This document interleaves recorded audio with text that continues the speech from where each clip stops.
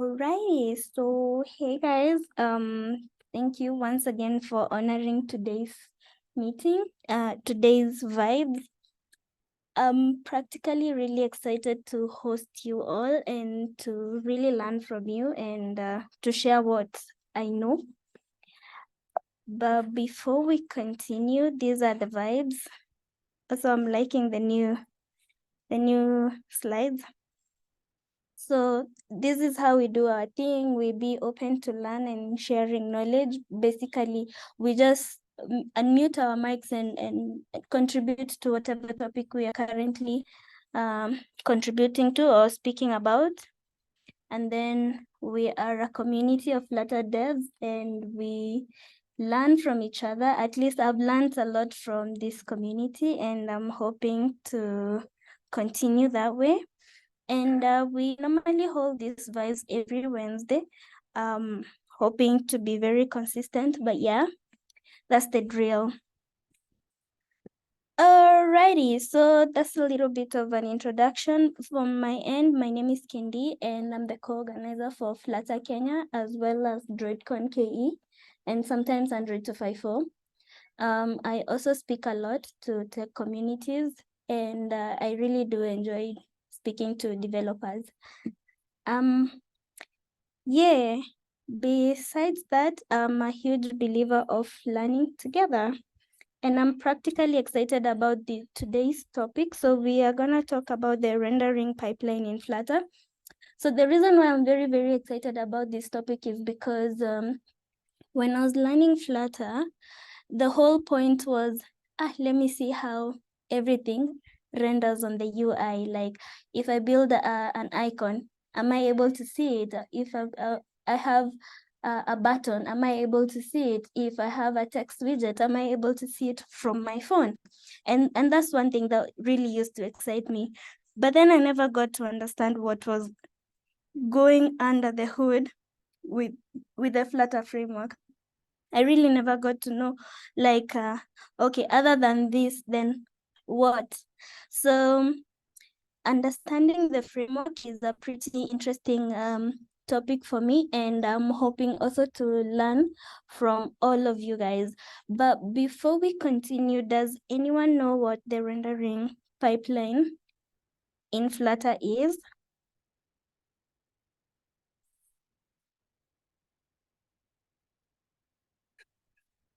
No. Okay. That's just one node, but is there anybody else who understands the topic though? Alrighty, so maybe I could just continue. So what is it?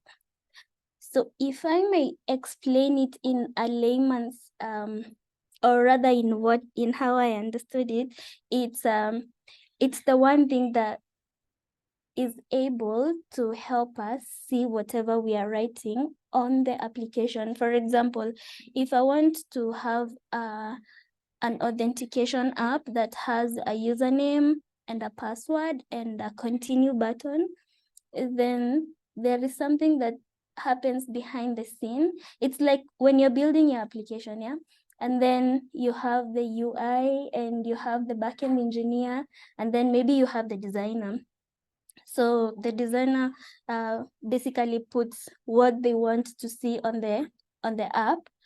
And then you as a front-end engineer develops whatever the designer did. And then there is a very important person who is the backend engineer that literally builds so many things behind the scene that are able to be rendered. Was that a good explanation? I hope it was. Did you get it a little bit? Yeah, we Yes. get it. All right. So, well, sorry for the noise.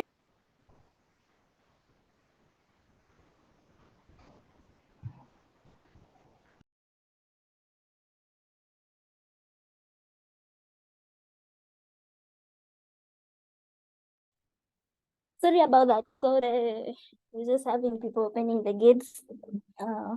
But yeah, so that's practically what I understood by the rendering pipeline.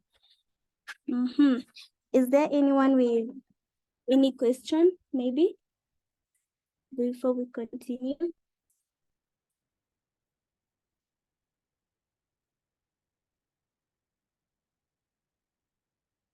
Any question, guys?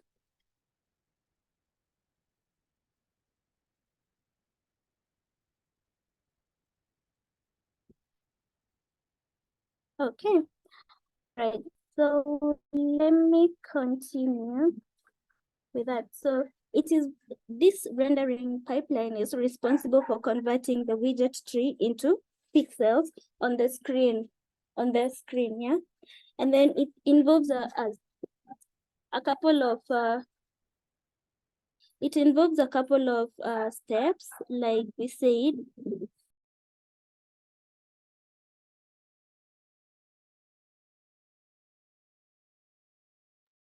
It involves a series of stages and processes that transform the abstract representation of the user interface into something that can be displayed on the device's screen. So that means that there's a lot that's happening behind the hood for us to like maybe have a pixel rendered on the screen. Alrighty, but how would we try to like understand this more? Maybe we try to like display it with a picture. Alrighty, so I'm sure we all know about the Flutter architecture, right? Yes, no, yes, no. Has anyone ever heard about the Flutter architecture?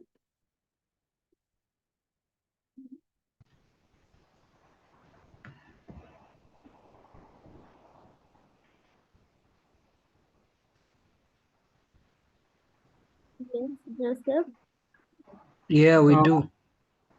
But what do you understand with the Flutter architecture? Maybe if you could like try to like explain a little from your understanding of the architecture.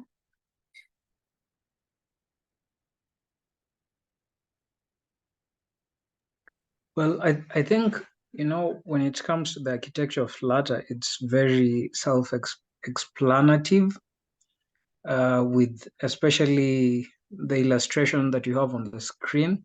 At least it gives us some sort of structure that a Flutter app works on. So that's all we understand about the framework.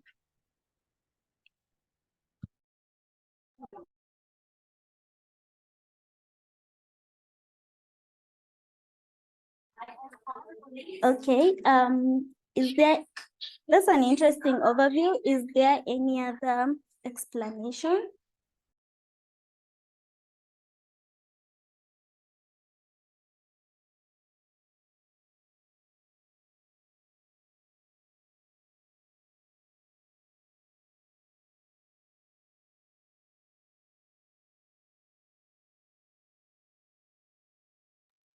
Or sorry, or rather is, well, with the Flutter architecture, there is really a lot that goes on, because we not only have the framework side, there is also, oh, sorry, I was catching a breath.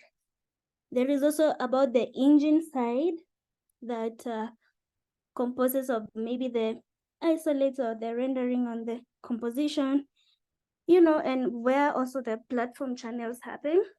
And we also have the embedder. So the Flutter architecture is pretty huge, yeah.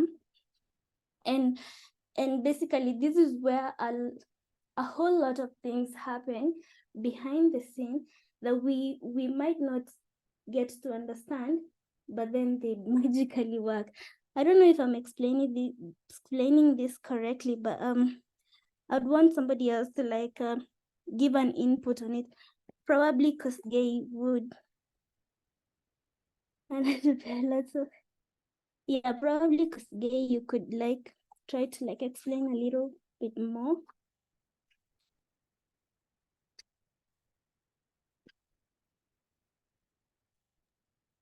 Well, I think your explanation about the whole architecture really is good. A lot of us Flutter developers, and this is so natural, we tend to focus more on the framework side, mainly on the widgets and building Flutter apps, because that's the interface that you're given. But as you've put it several times, what happens under the hood, right? Well, there's rendering and there's animation, painting, gestures, and foundation. And all of these things have been abstracted for us. So we do not have to worry, which is why most of us don't have like kind of a detailed overview or explanation about the SEM. But also on the same point, we have to worry because sometimes we get bugs in the application that point us towards the direction of the engine. So mainly what I understand about our engine or the Flutter engine is there's the rendering layer, there's the layer after that, which is animation, painting, and gestures, and there's the build layer. So the build runner builds the app for us. I mean, my knowledge about the whole engine is kind of patches, but that's kind of an abstraction about the same. So that's what I can add to this conversation. Yes, yes, that's pretty much it actually. Uh, that's pretty much it. And when it comes to the Flutter framework, as I said, there is a whole lot of other things that are going on under the hood. For this particular topic, I decided to concentrate on the framework architecture, which of which the rendering pipeline lies on. So all right, let's continue. And thank you so much for the input.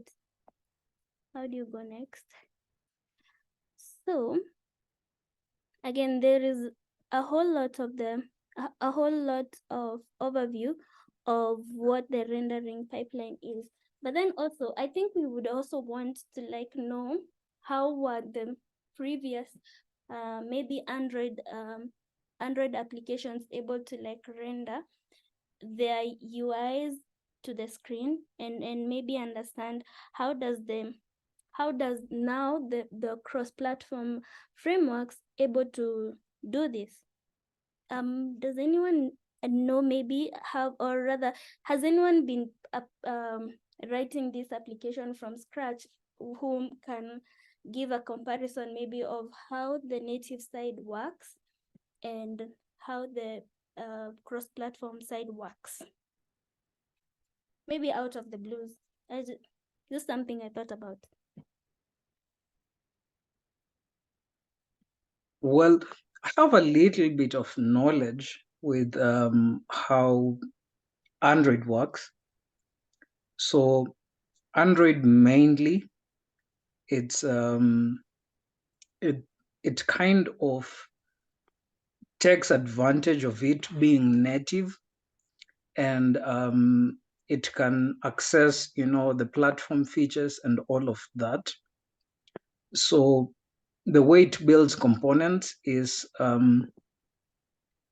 it uses the platform features, right? I know this is very abstracted, right? But Flutter kind of bypasses the whole, uh, it kind of bypasses the whole process. And the way it does is from widgets, we know we are going to the element tree and the render objects, and we get like some sort of image on the screen, which is like a 2D Cartesian plane. So I know it's different in that Flutter uses widgets, and widgets compose render objects, and render objects give us what is on the screen. And Android, on the other hand, kind of, because it's a native platform, it uses maybe platform features. I'm not really sure about this because I have experience from Android back in the years. It uses the native components to build what you see on the screen. I know it uses Skier, which is the rendering engine that Flutter uses, but the difference is Flutter does not use kind of the native platform features. I don't know if I'm right. Maybe you can correct me if I'm wrong. Yes, absolutely. I think that's also the way, considering that you already have experience with writing the native side. But yeah, that's basically how it works. And of course, yes, Flutter actually minimizes the abstraction by the very way that you've said, by bypassing the system UI and in favor of its own widget set. So yeah, that's absolutely correct.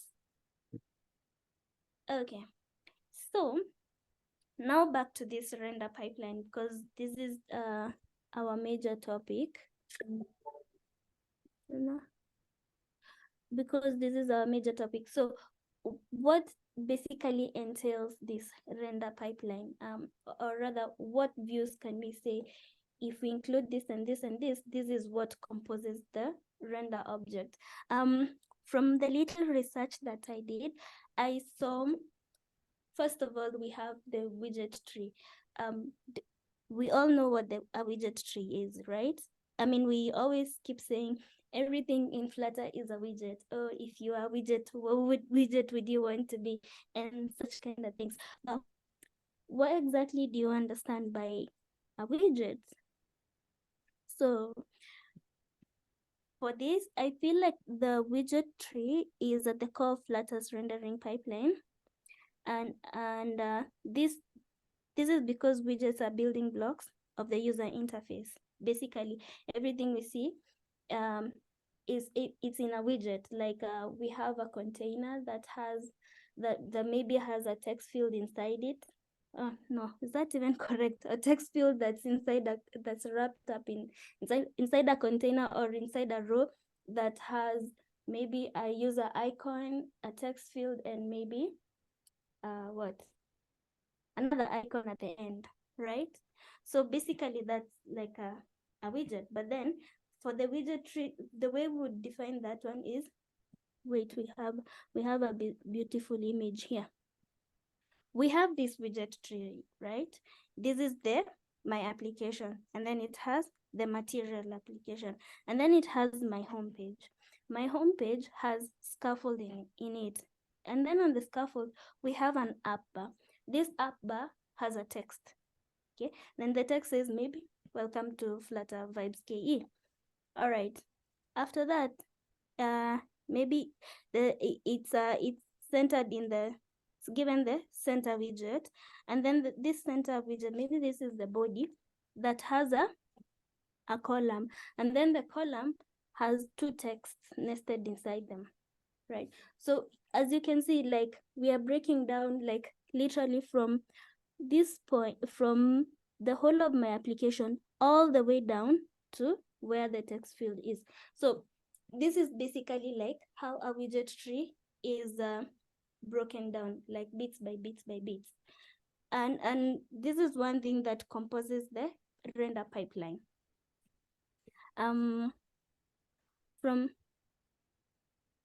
why can't you go back to the previous slide? I'm trying to like go back to this. Oh yeah.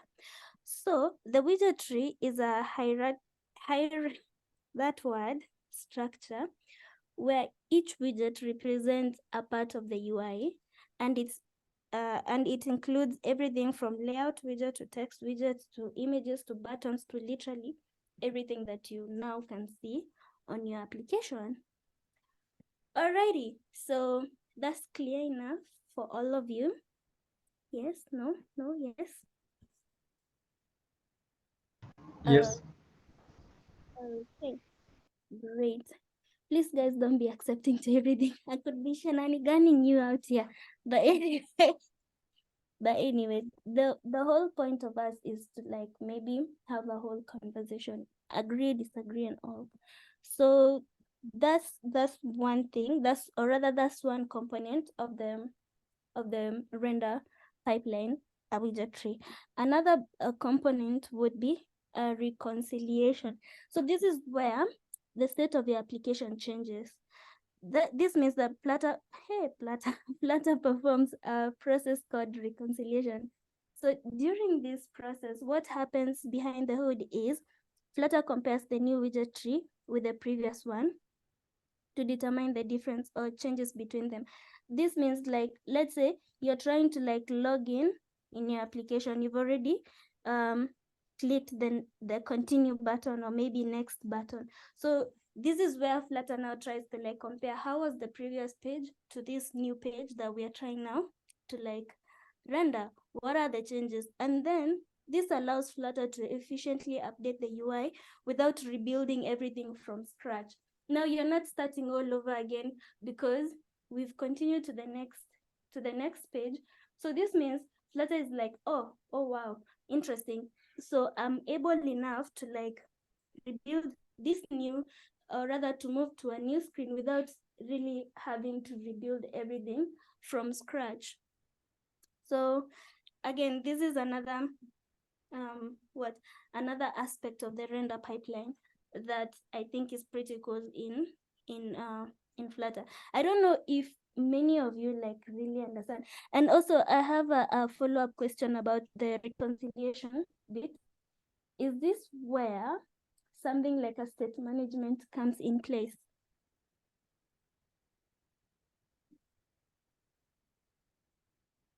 Yeah, I think this is where state management comes in place, because there has to be kind of a correlation between, so there has to be kind of a correlation between the rendering pipeline, because that's what helps us to see what's on the screen, and when the internal state of our app changes, which means that our UI or our widgets will kind of change, maybe from clicking a button to having a loading spinner to having a response of what that button will give us. But before I kind of talk more about that, I want to kind of go back to the widget tree, which you just explained. I feel there's a little bit of injustice done there. Yes, exactly. That's the page. So, in my little experience, there's one or two things that go on from having a widget tree to having a fully rendered UI screen. So, like when most of us are building Flutter apps, it's so easy, right? Because the framework has done a lot of work for us, which brings me to the kind of philosophical question. If the framework has done so much for us, why do I need to understand the rendering pipeline, right?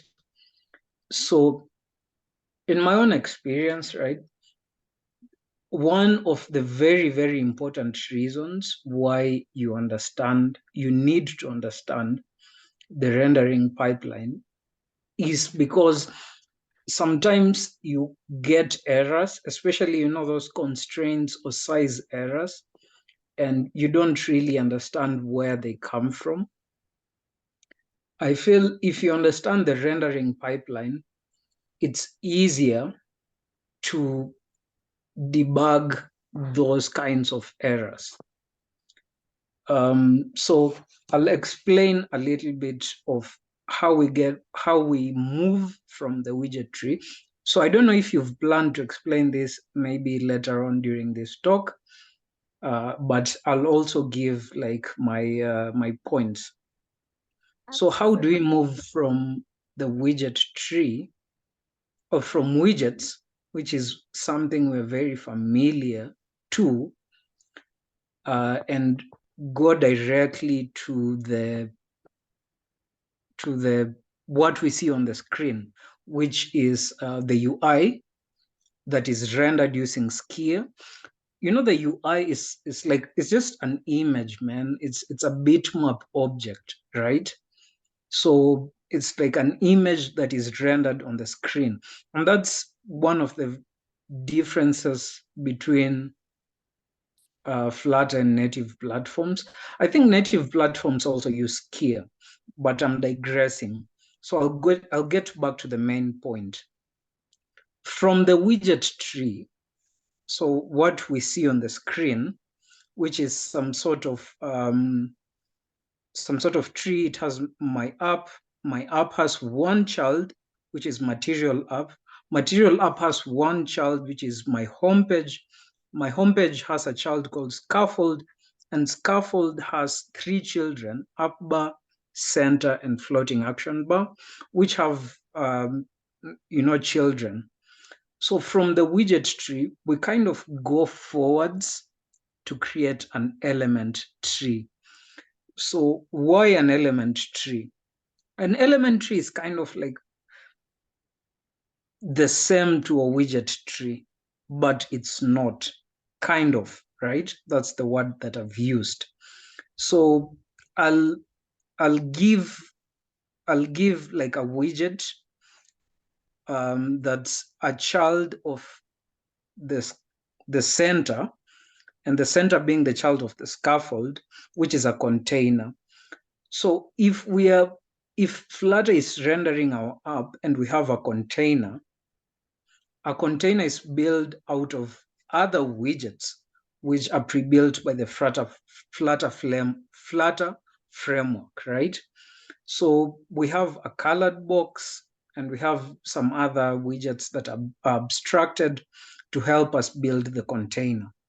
In this situation, what we'll have is, for the element tree, what will map directly from the widget tree, which is a container that we have, to the element tree. I don't know, it's called some sort of component element or something of that sort. But that's one of the elements that we have, one of the types of the elements that we have in the element tree. Another type is the render object element or the render box element. I'm not really sure. So our widget tree will have either a component element or a render box element. So the render box elements are the like what we should be focusing on, because coming from the word directly, render box, that's what will be kind of, let's say, rendered on the screen, right? So we have a widget tree, which we have focused on. We have completely exhausted it. Now we have an element tree, and an element tree has component elements, and it also has render object elements, right? So from render object elements, or from the element tree, we kind of build the render tree, not sure. We kind of build another tree, and this tree, that has, childs and children, and it's a whole tree. This is what we are building our kind of image, or we are building our representation of the UI on the screen, right? So these render box elements are the ones that are building our UI on the screen. And why render box elements? Because when we have something like a container, or when you have something like a column, which you have explained. So I'll give a little bit of example. If we have a column and we set the main axis size to main axis size dot min, we'll have like our column occupying as little as you know, like as much, as little space as it can on the screen, right? So we don't know the size, but we just know the column is occupying as little space as it can on the screen. But when we map it to the render object is what will have our sizes, right? So it will have the size on the x extent, that's the x axis of the screen, and our size on the y axis of the screen. So the render object has like all these parameters that allow it to build what we have on the screen. Now, we've talked about widget tree, element tree, and the render object tree. I don't know if I have the word right. But now on to your point, which is reconciliation. And by reconciliation, I assume what you mean is now we have our rendered image on the screen, but we are doing something. There's some sort of interaction that we have, and this sort of interaction is changing the state of our app.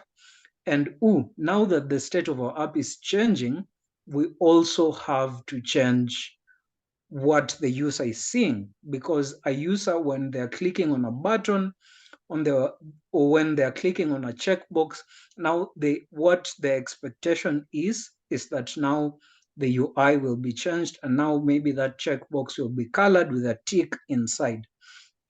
So how Flutter does it, and right here I'm also just using my patchy knowledge to kind of explain, is we change just that specific we change that specific object in the tree. We do not change the whole tree, but we change that specific object in the tree. Now I'll give example. What you're seeing on your screen is, let's say, on the top, I don't know if you have the same layout as mine. There's participants that we have on this session. There's a view right here where we are seeing what is presented on the screen. If you have your chat bar open, there's also a chat bar on the side. If we are typing something on the chat bar, then the UI has to change, right? So what we are putting into the widget tree is getting into the element tree, and not all the element tree is changed, just that specific part. And also that is directly mapped to the render tree, and that little part is what changes. I don't know if I'm explaining it right, or if you have any additions on the same. Yes, thank you so much for the insight. Uh, Actually, you've gone ahead to explain the next overview that I had about the render pipeline, which Oh, shoot, was sorry. no. It's okay. It's okay. It's absolutely fine. This was the render object tree that you are trying to like explain, right? Yeah. Yeah. So, I think you've explained it properly, and I've understood your point of view. However, I would want to like know, does anyone else have any question about this or any input about it or such thing? Because I feel like you've actually exhausted something that I actually wanted to say.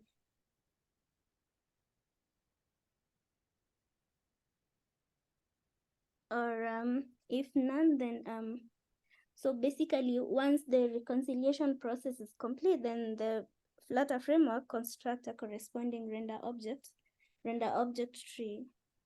So in this case, each widget in the widget tree is associated with a render object, which is a lower level representation of the widget that contains information about how to paint the widget on the screen.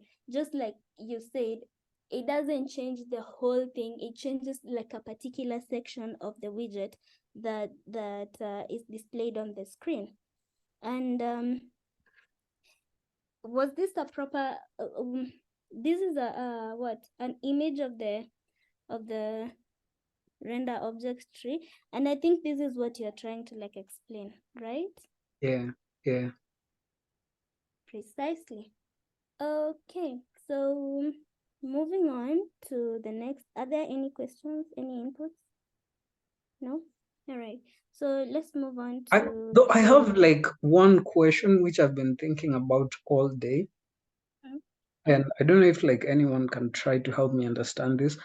I know there's a build context, and the why of a build context is that it helps us know where we are on the element tree. I just don't understand how it can help us better understand how to code better and how to debug better, right? So like when you're trying to like you know when you're trying to get media query and you're trying to understand the size of your screen, you'll do something like media query dot of context dot blah blah blah, right? But I've just never really understood like the build context in detail or in depth. Yeah, I think that's a pretty amazing question. And what media? Sorry, build context is something that I guess most of us don't really know what it does. It's just there. You don't understand what's happening. However, I'd want anyone who has a better explanation about the build context to explain better to us. Anybody? Anyone? Anyone? Or maybe that should be the vibes for the next Wednesday. I feel like it will exhaust it within 30 minutes though. Like I know it's super important, but it might be pretty much of a small scope to cover for a whole vibes. Interesting, yeah. But I was supposed to check what build context really does under the hood because I can't comprehensively explain it.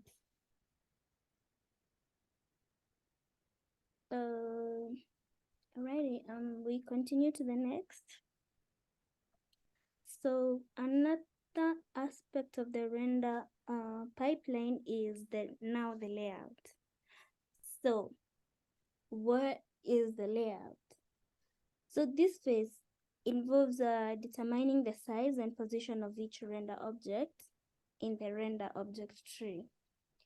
This means that the layout involves calculating the constraints for each widget and determining how much space each widget should occupy. All right, so with this kind of explanation, I don't know if anyone has ever encountered the black and yellow lines when they have something like a container and then they have like an overflow of it. Anyone? I'm so sure everybody has. Yes, Sheldon, you have your hand raised. Yeah, I was gonna say like I have totally experienced it like a million times. Joseph, you want to like contribute to?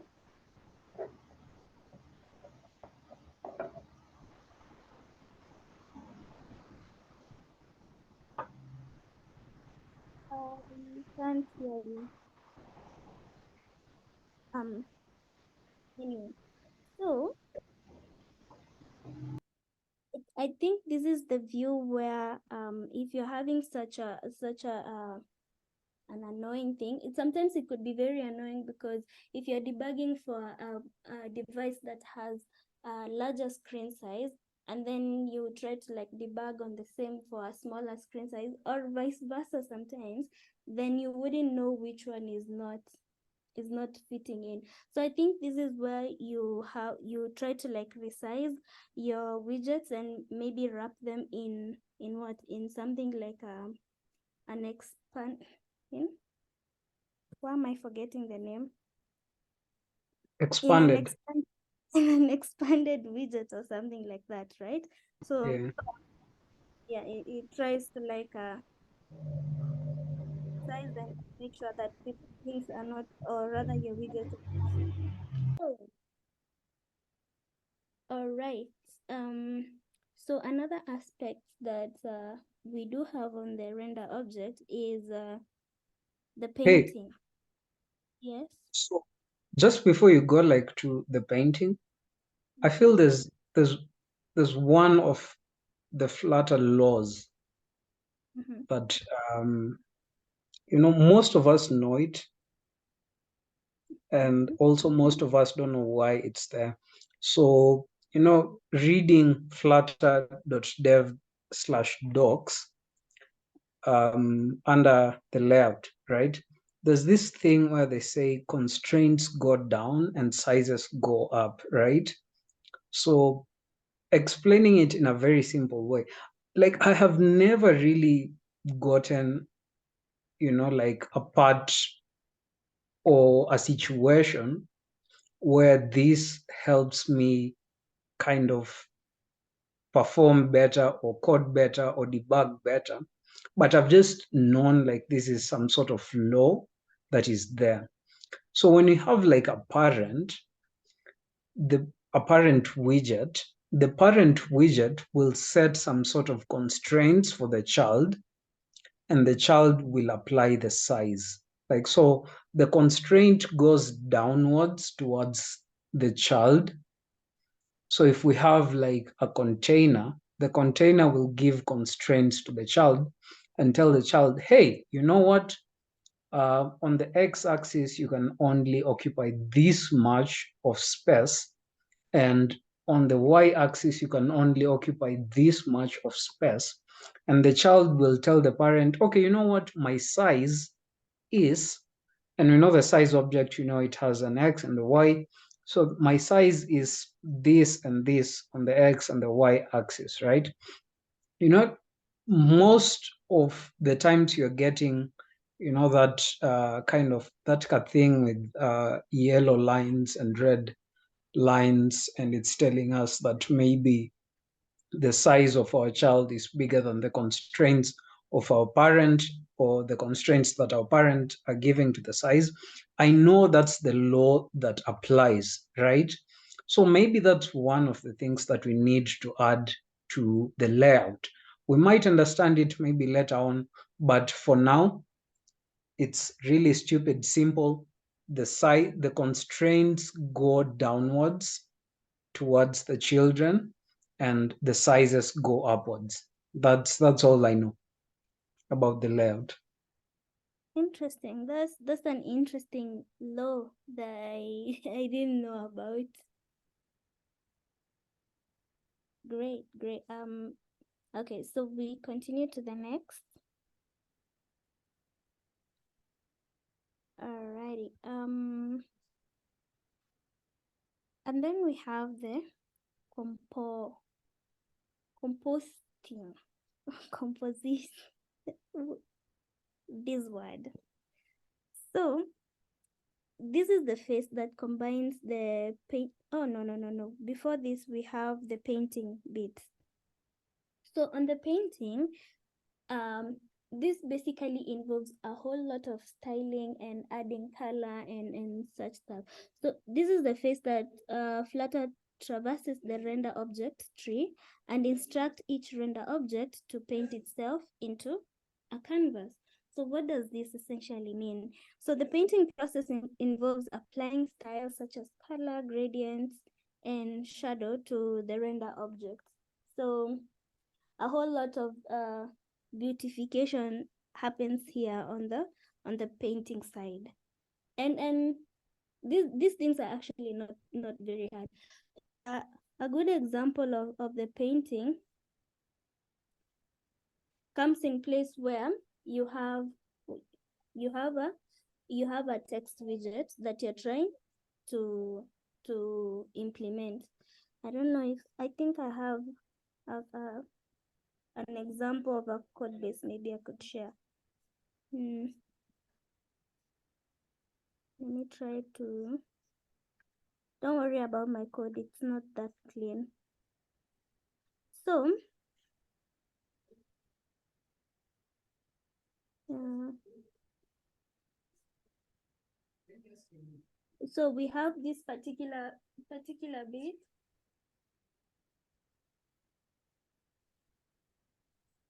we have, where is it?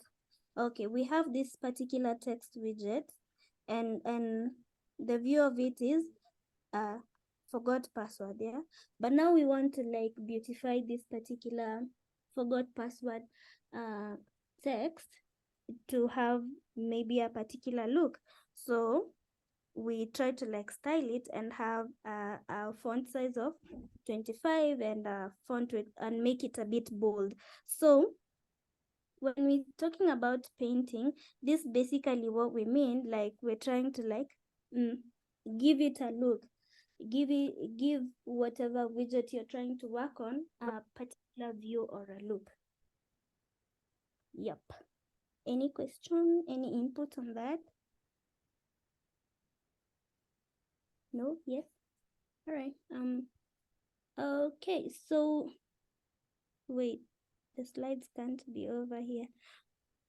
So that's another overview. Okay, that's another overview of the render pipeline. From my end, we had like two more, and can't see them. I prepared my slides halfway, guys. Oh my god. But yeah, I think the last bit would be like the display, where the final the final imaging is set to the display hardware, and the hardware takes care of the physically illuminating the pixel on the screen to create like a visual representation of the UI. So basically that's Yes. It's called the rasterizing phase. yes. I couldn't pronounce the word, but yeah, you get it. So, could you like give more insight on it if you understand it better? I don't understand it better, but I have some basic knowledge about it. So in this phase is where the composed images from the previous phase, which is composition phase, is passed to the Flutter engine itself and the GPU, which finally renders that image on the screen. Great. Yeah. And by it doesn't necessarily mean like an image. It could be something like it could be like whichever widget you're trying to render, right? I think all the widgets are rendered as images. If I'm not wrong. Oh, Yeah. okay. Yeah, I think so. I think since from the composition phase, all the widgets are combined into just to form like a single compressive unit. If I'm not wrong, I think that all the widgets will be rendered as images, yeah, as an image, yeah. Okay. That's what you finally see, yeah. Okay. And Mhm. yeah, and I think just to add on what I am Kosgei has said, so if any one of you has used Photoshop before, right? There's Photoshop has layers. So let's say I'm editing a super cool poster about a new Marvel movie that is coming out, Spider-Man, right? So I just have an image from the studio of Spider-Man, maybe doing some stuff. And I also have like a background of a CGI generated background of maybe some sci-fi scene or something of the sort. So I have an image and a background image, right? Usually, when you click rasterize, what happens to that thing? I'll explain it as a thing. Is the image which is a which is on the foreground and the background are sort of combined into one image, right? So coming back to now the Flutter framework is, let's assume that we have painted everything on the widget level, we'll have to rasterize so that we make all these things like to fit or to become one image, right? So we'll combine, let's say, the image of a text view plus that image of a button underneath the text view plus the background that is already rendered. If we have a physical model which gives us a shadow, we'll add that. And when we rasterize it, pop, we're getting one image that is rendered on the screen. So I think that's what rasterizing kind of does. Sheldon, I think, yeah, actually right. Just to point something out, the combining of images would not happen in the rasterizing phase in Flutter, but it will happen in the previous phase, yeah, which is composition, yeah. But yeah, you're absolutely right, yeah. Okay, awesome. Great. Thank you guys for the contribution. Do we have any question, input, improvement?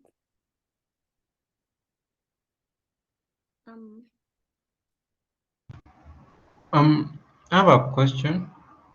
Mhm. Since you have discussed about rasterization, so let's say you have like an application which you have built, but it's kind of, let's say, sluggish.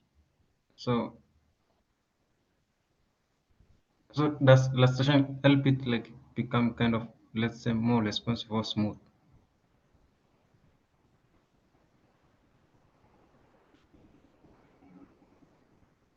If you have an application that's a little bit sluggish, yeah? Yeah. Let's say like an application like you kind of need to scroll, but it's kind of sluggish at some point. So yeah. Does I don't know. Kosuke, do you mind taking that up?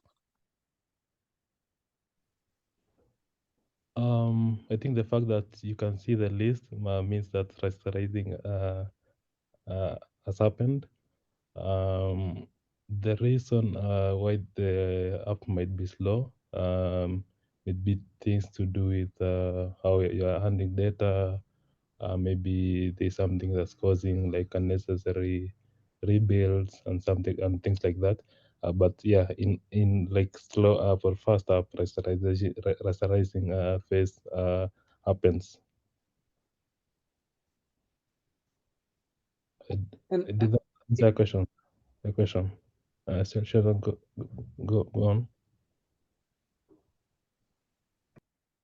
yeah, and I think just to add on what Kosgeya said, so I'll point out one important thing in what he said.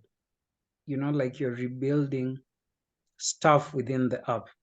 If your app is slow or sluggish at some times, you may be building unnecessarily at some point. So state is good.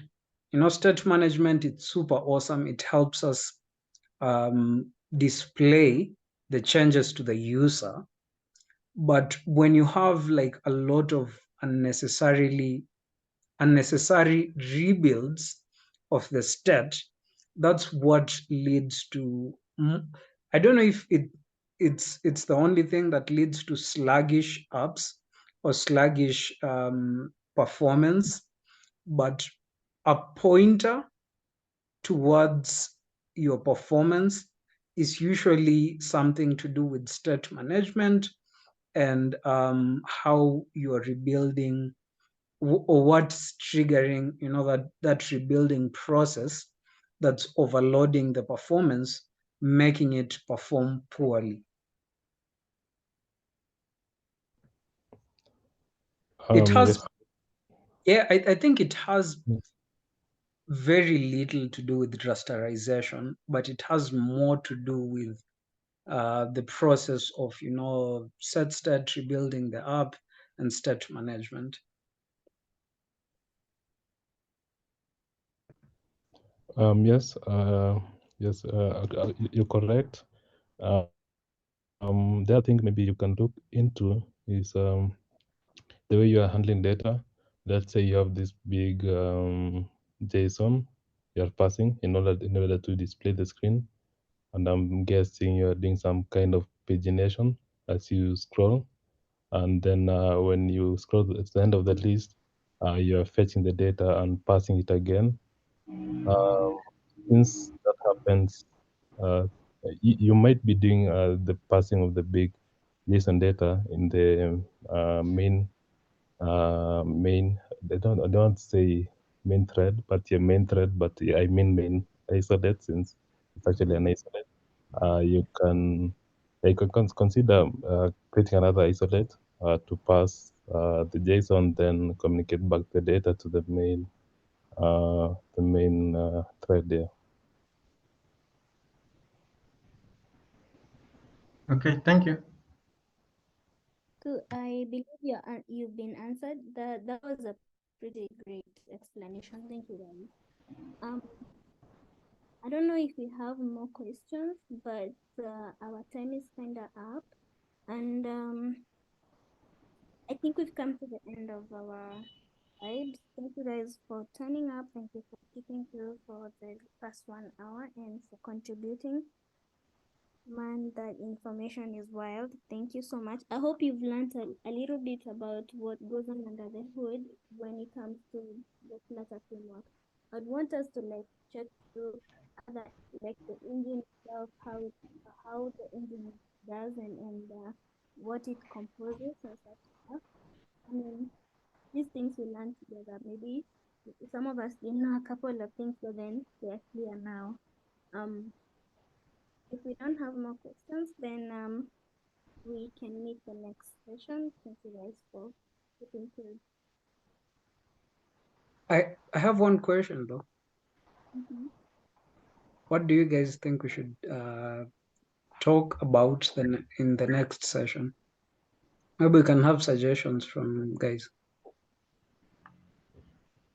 Yeah, that's a good insight. I would want to know what guys are looking for the next session.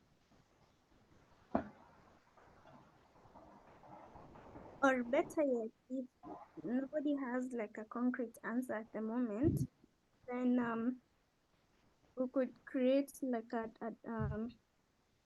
Google form thing that guys can just input their views on kind of topics they want discussed here Yeah. When is the next session? next Wednesday. Oh, okay. So it happens weekly. Yeah. Okay.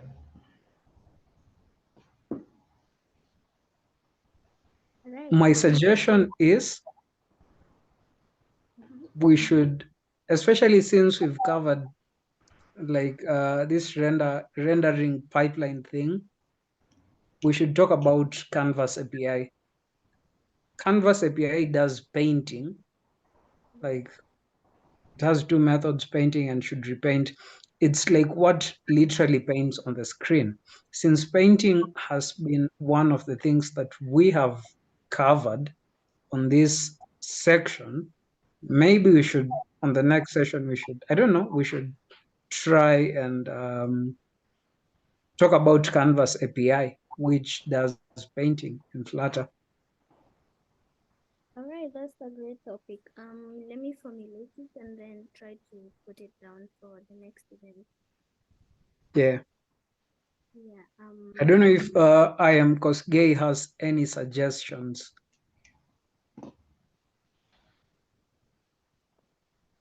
No, not at the moment. Yeah.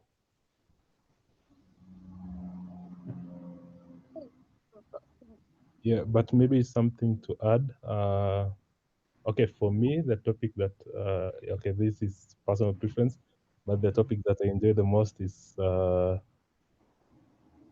topics on how people take the normal tools that are available in Flutter and making it work differently for them, but actually getting it to work to do the thing that they want. Um, let's say, okay, like today there was a post about someone taking the Flutter block Flutter block package and using like in a very different way than the outers like intended it to be used. But yeah, making it like work like really well for them and their use cases. Yeah. So for me, if someone has a topic like that, yeah, I'll be really interested to hearing. Yeah. Cool. Wait, how do you take the block package or something else? Yeah, that's what I'm also wondering. Wait, 'Cause, other than for maybe architecturing your code base, how else would you like take it up? Uh, I know about the architecture and the state management. Um, for this snippet which I saw, you see how in block or qubits you have like listeners. You have like listeners which listen to different state changes, and normally and how it's in the docs, you can just wrap your widgets or your page using block. I think consumer listener, and you can use if you're using something like freeze, you can just call the state that when, then it show you all the possible states that state can be in.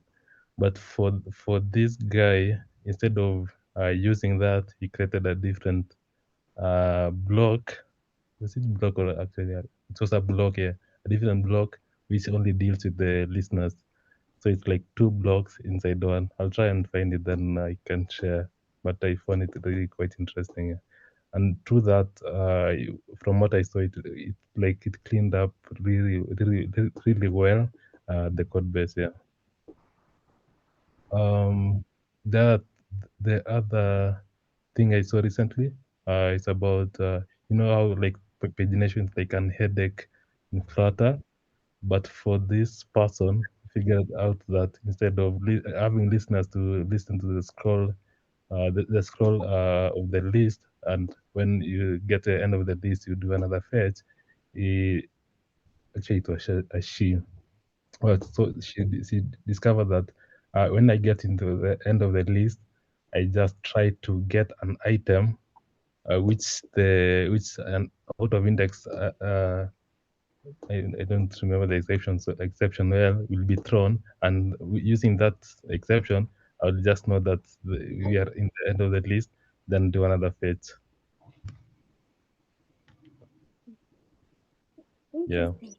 so things like that. Yeah, So this is literally uh, breaking barriers. Huh? yeah.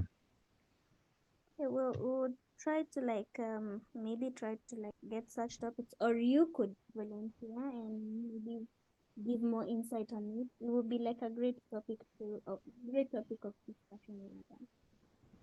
Yeah.